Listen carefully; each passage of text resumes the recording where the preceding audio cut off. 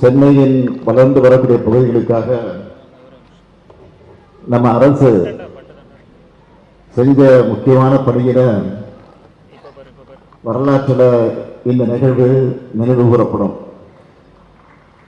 பொதுவா சில உண்மை தெரிந்தும் பலர் உண்மை தெரியாமையும் நம்முடைய கழக ஆட்சியில அணைகளை கட்டலன்னு ஒரு பெரிய பொய்ய சொல்லுவாங்க.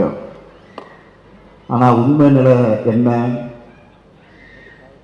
நம்முடைய முத்தமிழிலும் கரை கண்ட தலைவர் கலைஞர் அவர்கள் தமிழ்நாட்டினுடைய நீர்நிலைகளை காக்கக்கூடிய செயல்பாடுகளையும் நிறைய செஞ்சிருக்கிறார். 1967ஆம் ஆண்டு திராவிட முன்னேற்ற கழக ஆட்சிக்கு வந்ததிலிருந்து 2011 வரை நம்முடைய தமிழ்நாட்டில் 43 அணைகள் கட்டப்பட்டிருக்கு.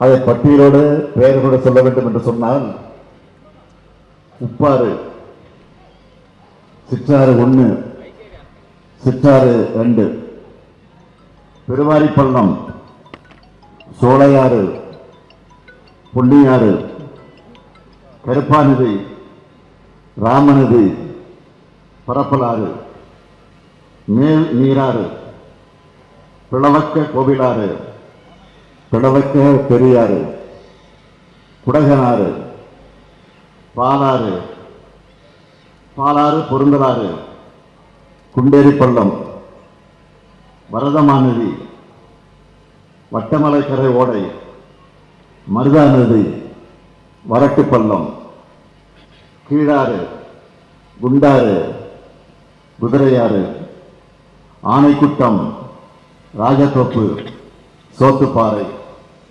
மோர்தானா நீர்த்தேக்கம், அடவி நயினார், பொய்கையாறு, வடக்கு பச்சையாறு, சாஸ்தா கோவில், கடனா நதி, நம்பியாறு, சண்முகா நதி, மிருகண்டா நதி, கமண்டல நதி, வண்டல் ஓடை, ஆண்டியப்பனூர், நல்லதங்கால், நங்கஞ்சியாறு, சிறுமலையாறு, இருக்கன்குடி, குப்பநத்தம், மாம்பழத்துறையாறு, இப்படி 43 நீர்த்தேக்கங்களை உருவாக்கினவர் தான் நம்முடைய முத்தமிழறிஞர் கலைஞர் அவர்கள்.